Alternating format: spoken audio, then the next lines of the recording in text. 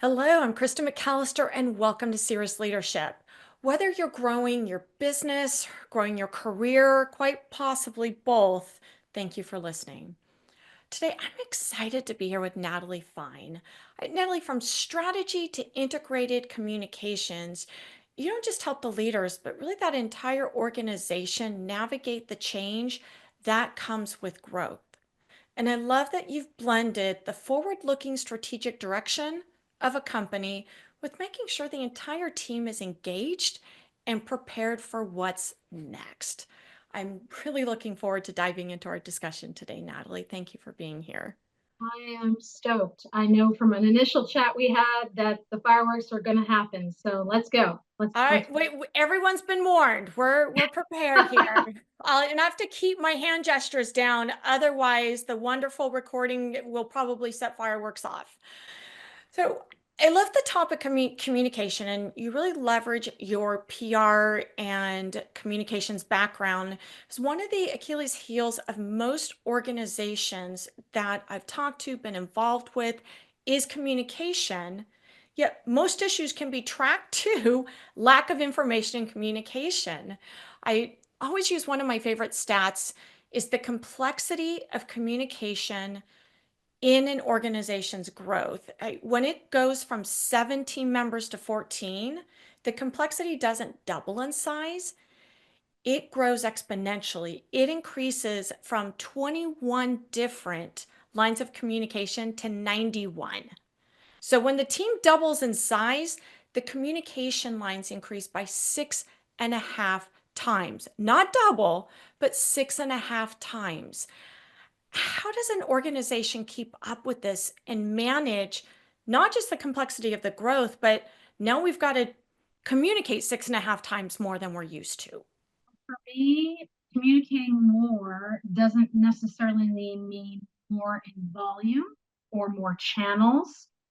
It does mean greater clarity and greater alignment to the strategy and what's behind the business growth. So, for many organizations that I've worked with and worked at, communications is intricately tied to the strategy, is in service to the strategy. It isn't just like, oh, we should talk about what we did last month. So let's take the monthly results and put a nice logo and send it out or put it up on the portal. It's really having that synergistic relationship so that communications, quite frankly, has a seat at the table with the business line, with people who are in sales. Indeed, the C-suite needs to look at the communications function as an integral part of strategy. And I'm talking also not just external communications, because that is the background of public relations or PR, as you noted, but internal. And the internal communications piece I've been finding is getting more of the spotlight, more interest in these days as people are returning to the office, whether they like it or not, and communities and needing to, create that sense of being engaged in the strategy. It's again, it's not just informational. To have a communication that is driving that sense of, I don't know what I'd call it, to have a communication that is appealing to information, but also motivation, that has a sense of what is it all for? Why are we in this boat? Why are we rowing towards whatever the destination is? And that has to come from how you speak, because again, communication is not just writing, but it is the words you use and the language so that you spark, again, information, but also motivation. Let me hit that on the motivation, because when you look at there's the company growth strategy, we'll spend weeks, we'll spend months diving in and deciding that, and then walk out to the company and say, here's the direction we're going in. Come on. There's no communication strategy to go with the growth strategy. And it's typically one way, which isn't very motivating or engaging. What are some ways that you've worked with or seen really effective communication, either strategy, styles, you know, tactical on being able to engage the people that it is meant to motivate. Right. So part of it is the classic know your audience or know your audiences. So let's for a moment take if it's trying to roll out this communication around the growth strategy internally, just Mhm. within the inside the company employee base. You need to think about whether there are org units or silos and those that work together. Those are also geographically dispersed and also may speak different languages and have different cultures. In my time at SAP, the business software company, I was based in New York City and worked in the United States, of course, but very aware of headquarters and I would call it the mothership and the fatherland in Germany. And I say this from a place of having been a cultural anthropology major and respect for different cultures and ways, but how you communicate verbally in your writing in a town hall um, needs to have some finesse and needs to be respectful and be nuanced enough so that it lands for the audience. So I would say, part of it is doing a bit of an audience analysis or assessment and thinking about the different channels or modalities. And some of this is also, yes, taking into account the different age groups or generations that are in this particular set of audiences. We're in this unique time, Kristen. I know you know this all too well. There are 5 generations in many workplaces today, ranging from boomers to at least Gen Y, if not Z, or soon to be Alpha. And I'm not just saying that to sound hip. I'm saying that because how those different cohorts communicate and like to be communicated to, what's their go to, will vary. And so if the people who are working the communications go out with the business strategy are Gen X or boomers, they need to be aware and ready, able, and maybe some reverse mentoring. Tap into people who can help them do the equivalent of a short social media video that provides perspective on the communication that is tight and crisp and 60 to 90 seconds, but then gives them other places to go to dig in. The communication styles you just mentioned, 5 generations, you've got a video, you've got that. From the perspective of a leader who's used to communicating on the fly, where I would step on stage, I would go out and whatever was top of my head. I think that's why a lot of leaders tend to go because we're visionary or we've been in those strategic plannings for 3 meetings for 3 months. We've got it. We don't need to plan out what we're going to say. We know what we're going to say and it'll come to us on the fly. I get an Mm. anxiety attack just thinking of, wait a minute, what comes out of my mouth now needs to appeal to 5 generations. It needs to do this and that. What kind of preparation do you work with leaders on to be a little more intentional and thoughtful on what comes out of your mouth now matters? Because it's not just in one ear and out the other.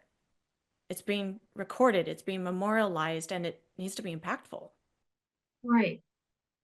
Some of it comes from, if you'll allow this, getting past what may be the limiting belief or the mindset. I mean, a lot of this approach to communicating can come from comfort zones, or this is the way I've always done it, and it's always worked for me, and that's what I'm going to do, and I'm going to stick to it. Some of it is a bit of education and awareness building with a leader about how much the way if you just only communicate in this way or on this channel or using this set of messages, who else may you miss? And raising the understanding or the I guess the context around why having a bit of a range in your tool belt matters. So usually that helps. Sometimes it also requires doing some practice, some rehearsals, some getting out of your comfort zone. I mean, it's not like someone has to be an influencer and put on makeup in front of a cell phone camera, but it's stretching. And to me, what I'm increasingly finding, which is good news, Chris, is that today's leaders are seeing and getting, I need to be able to grow some new muscles.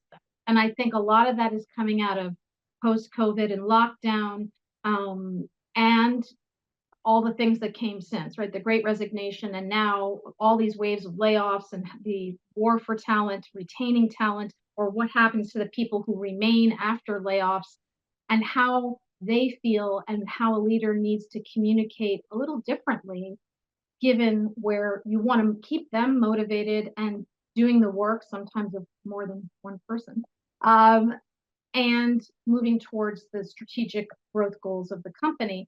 And so, with all that, I think the good news here is that leaders are seeing and understanding maybe not so much a recalibrating is needed, but where they need to develop new muscle sets or mindsets or both.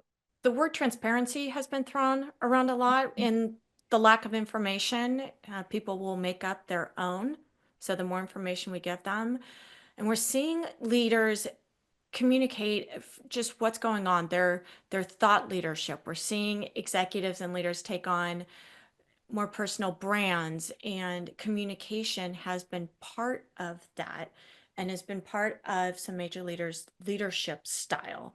And I know you talk about, really, to influence, you've got to be able to communicate, you've got to be a thought leader, and that's how you make lasting impact as a leader.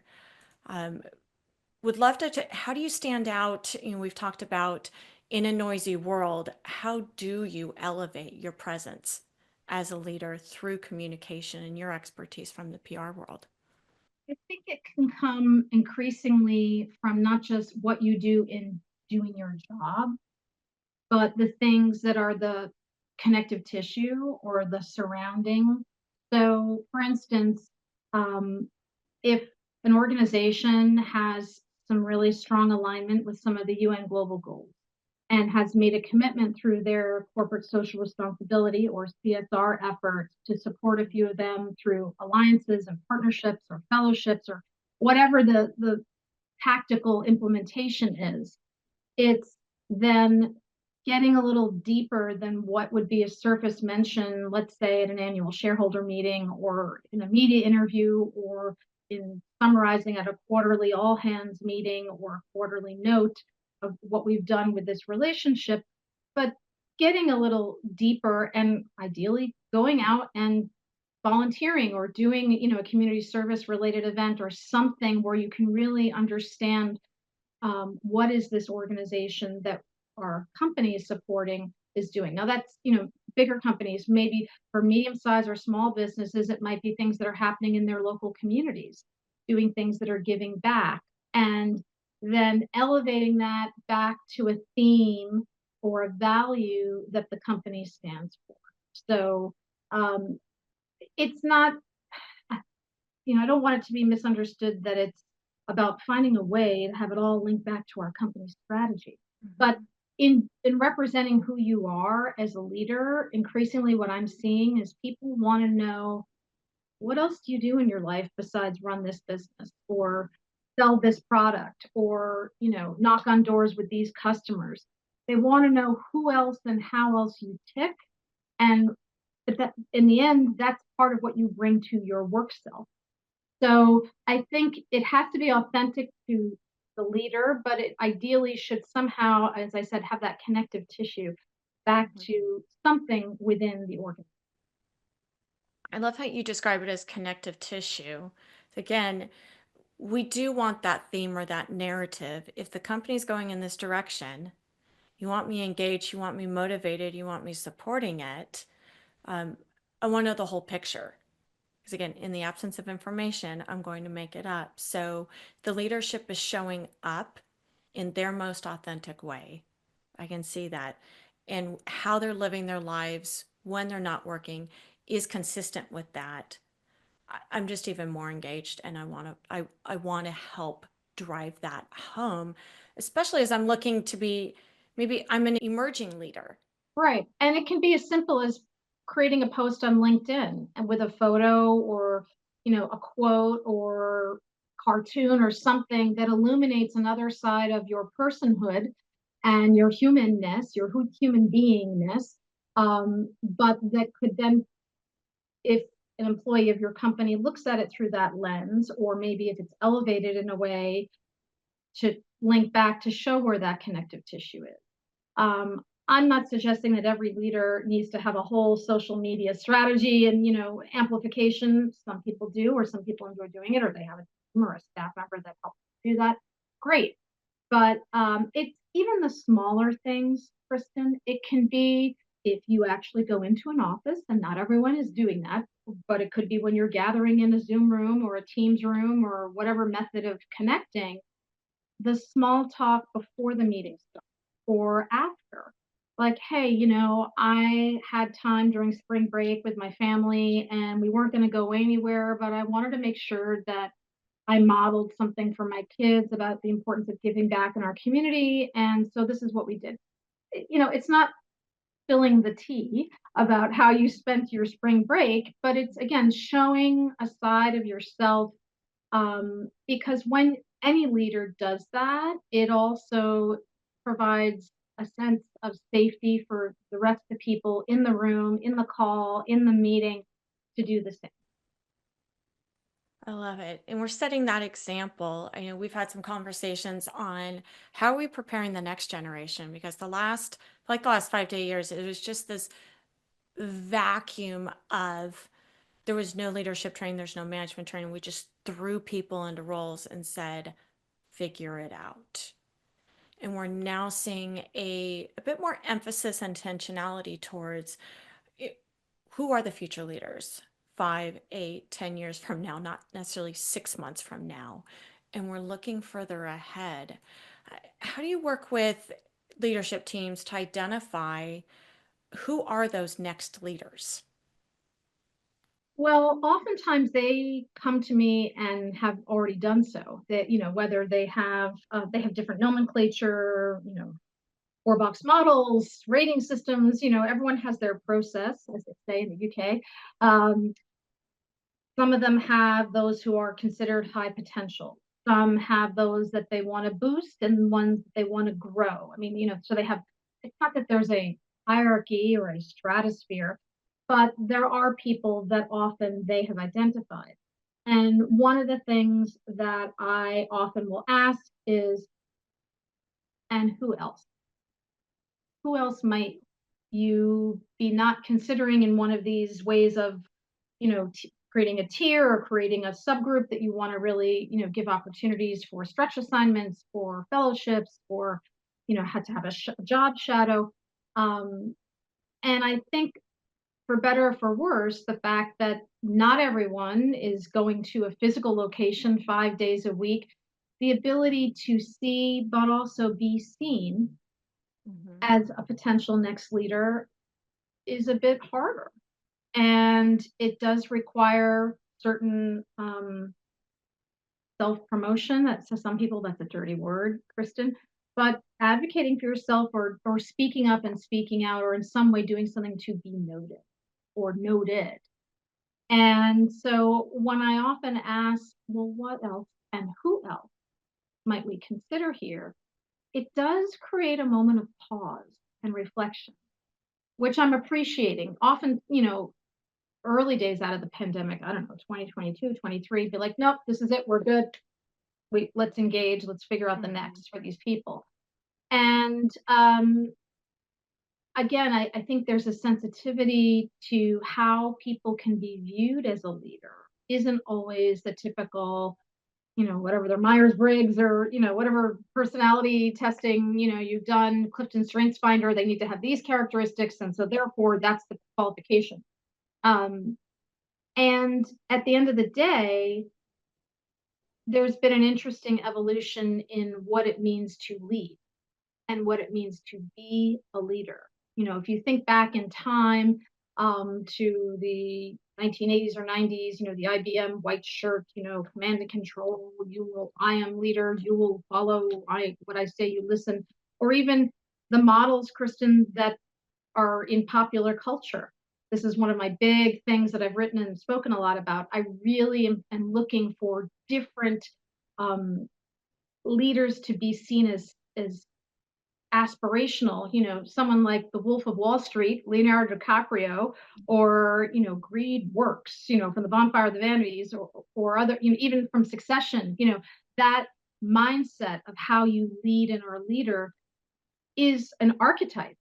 Well, where are the ones where someone does indeed show emotional intelligence, empathy, listening, resilience, compassion, vulnerability, and they still crush it when it comes to the results and the customer satisfaction? I mean, it is possible. And so we need those stories. We need Netflix and Hollywood and podcasts. And, we need those kinds of leaders to be seen as good and characters that we want to emulate. What's some advice that you give to organizations who are kind of struggling with how do we define a leader in our organization? How do we identify it? Is the thing about all of those tests is there's got to be a baseline. You've got to know what you're looking for, and a lot of those tests will then compare to it and help you Mm, then figure out does this person align with that? You've got to first really dig in and know what does the future leadership look in our company. First, knowing what does the future of our company look like, or what challenges are we going to be facing? It, how do you work with organizations, or what's some advice that you give to maybe owners or CEOs to say, let's stop and pause and maybe think about it a little differently in terms of, because it's no longer a ladder, it's a lattice. yeah, We're not working in single, I'm on this rung, you're on that rung. We're also getting into more team approaches.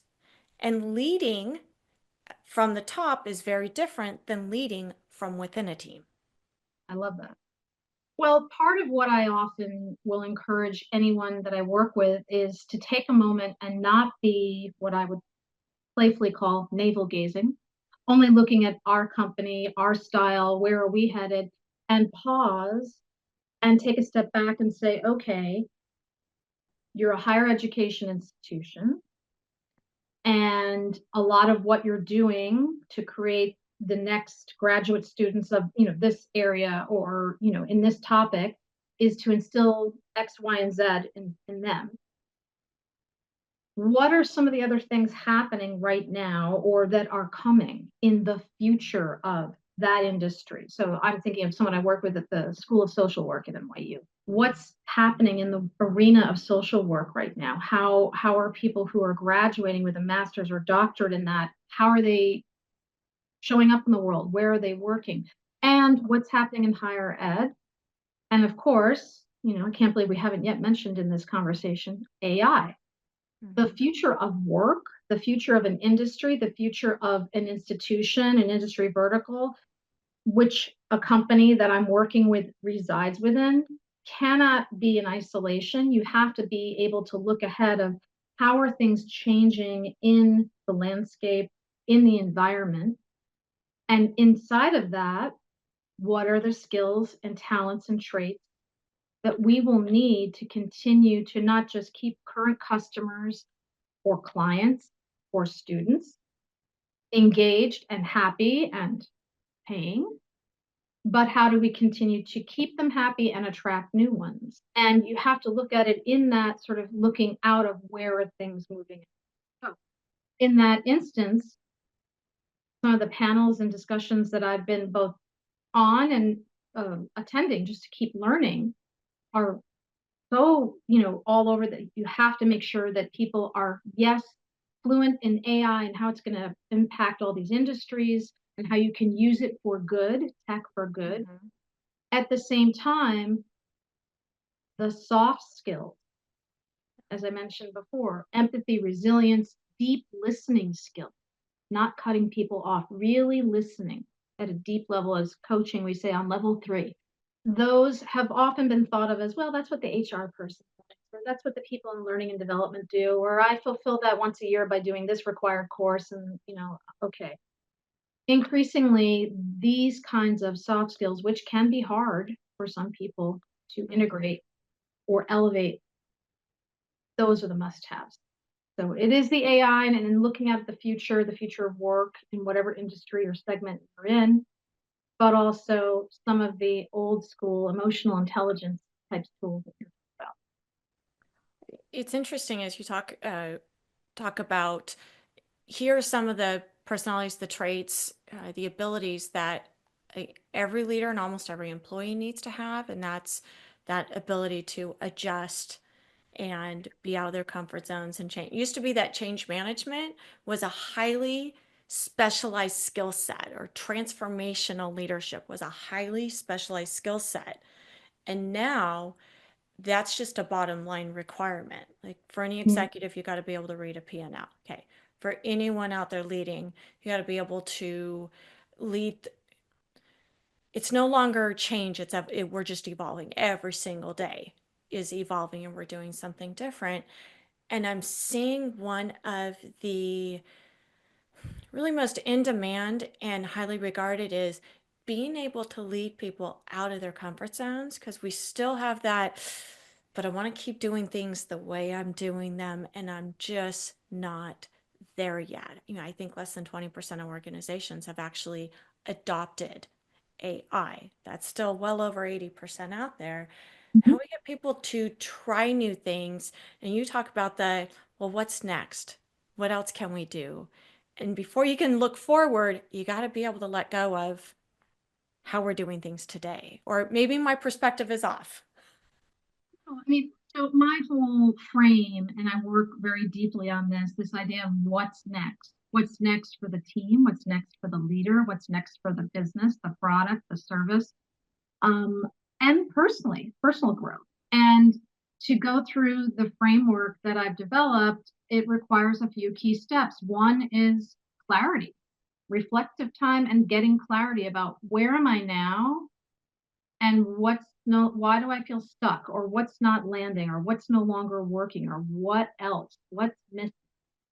So reflecting and clarity is vital. And then looking at, so what might I shift? Mind shift, behavior shift, and that's really change. Being willing to change how you show up, how you do things. But it's only through the shifting that we can then move forward into what's next. And then the other key component of that is doing a bit of visioning work. The brain is very motivated by images and pictures, more than words. I mean, you can have a mantra, you can have something on your mirror or on your phone or on your screensaver, but if you have decided what's next for me are these three things, and even if you're not a great picture drawer, you can scribble something together, and have that, the brain will receive that in a way that is very motivating. You could also use pictures from the internet or from magazines, do a collage and so forth. So clarity, shifting, motivate, and then it's time to activate. You have to activate into what's next.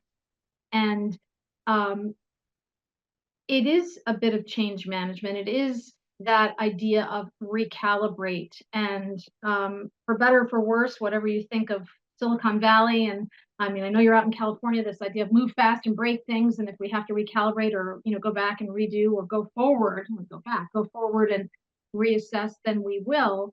I think that is really part of this time we're in, that it's in the spirit of moving ahead and moving forward. It's okay to fast fail, to do things that maybe are not perfect. Good is good enough. But also, it is that intentional pause to reflect and assess what's working, what's not, and where do I want to go next. Sometimes we need to slow down to go fast. I love it. You said intentional pause. Sometimes we need to give our teams, our leaders, ourselves as owners a pause to get that clarity. I had one of the most impactful comments I had recently was doing an engagement, and someone walked up to me afterwards. We're talking about clarity and kind of deciding, what do you want to do next? What's your intention? And she said, I not only had I never thought it, no one's ever asked me what I wanted. I just sit in my office and I let people task me. I do what people ask me to do. And I've always thought that that's all I need. She goes, I want to actually take the time to think about what I want to do and why I want to do it.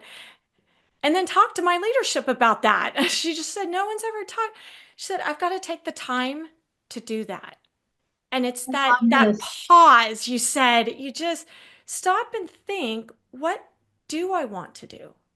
So I love this so much because it is so resonating with me, given something that I've just done back in the springtime here, as we were moving into that season, at least in the Northern Hemisphere, of changing the clocks, spring ahead, and moving from the month of March to April, which is shifting gears from Q1 to Q2 in most companies, not all. Um, and it was an intentional time to also think spring, new growth, new opportunity, hope. And so I created a series around putting spring in your step and taking a pause in this time and cycle. Maybe this gets a little woo woo for some people, Kristen, Mhm. but to lean into that, it's not just end of quarter, quarterly business reviews. We got to make sure we have our numbers, or though you do, but using that time frame and that energy to also pause and think about what's next. And I actually created this um, worksheet type What? What's thing. next? That's and well, I'm yeah. no corporate arts and crafts, but what I need is dot dot dot three things, and what I want is, and again, like I don't have great artistic skills, but it's a way to have a tool. Maybe it goes back to elementary school, but to play and to also really just allow yourself to cut out all the noise and Hmm. clarify what is next for me. And I believe that doing this on a regular cadence, not waiting for annual employee performance review time, is really healthy, and healthy not just for the individual, but for the team and for the leader where people are doing this pause. I think that's the speed of things that we talked about in that agility is not only are we no longer doing an annual planning cycle, we've gone to quarterly and now it's almost real time. You look back at the first of the year, everyone does their New Year's, whether resolutions, intentions, what I want. You don't wait till January 1st of next year. Look at that on a quarterly basis, on an ongoing basis, and Yeah. always be asking yourself, what do I want? I like that. What do I need and what do I want? I kind of wrap this up, I always like to ask that question of what's that one piece of advice that you would give leadership within the frame of what we've talked about, and always looking at that what's next and how we're communicating it and how to show up. I think actually of a quote that goes back to Henry Ford, which is, if you keep doing what you've always done, Hmm. you're going to get what you always got. And that's true for your actions, it's true for your mindsets, and it's true for the way in which you communicate. And some people might say, well, Natalie, I'm happy with getting what I've always got. It's got me here and it's darn good. And, I might gently probe or prob, probe or prod. um, but I do think in these days that to move forward and to unleash growth and leadership in the next generation, we need to be open to doing things that we haven't always done, or doing them in a different way, or communicating different. And that can be in tone, voice, format. At the end of the day, it starts with getting really, really clear on an individual level. What's my current state? And what's my desired future? And then what are the steps I need to take to get from one place? It starts with us, and we've got to be able to get that clarity within ourselves before we can make it clear to those around us. Well said. Natalie, thank you so much, and for that reminder to take that intentional pause and think about where am I at, where do I want to go, um, and how do I want to lead. And I wish everyone the absolute best with getting that clarity on who do I want to be and how do I want to lead. You know what? Sometimes it just means getting quiet, which in this crazy, busy, noisy world can be hard, but the dividend is there. I'm glad you said it, not me, because me saying sometimes it takes being quiet is the pot calling the kettle black. That is never Okay. me sitting with quietness. We'll work on that one, Natalie. Maybe we'll dive into that next time. Thank you so much for your wisdom and in your experience. We don't always appreciate the 20, 30 plus years of experience that goes into what you can cover in 30, 40 minutes. And I think that you've just assimilated it beautifully. And I appreciate you sharing it with me today. Oh, well, thank you so much. I've really enjoyed the opportunity to be in conversation and, bouncing the ideas and energy back and forth. So thank you. Fantastic. Well, until next time, thank you, Natalie. Thank you.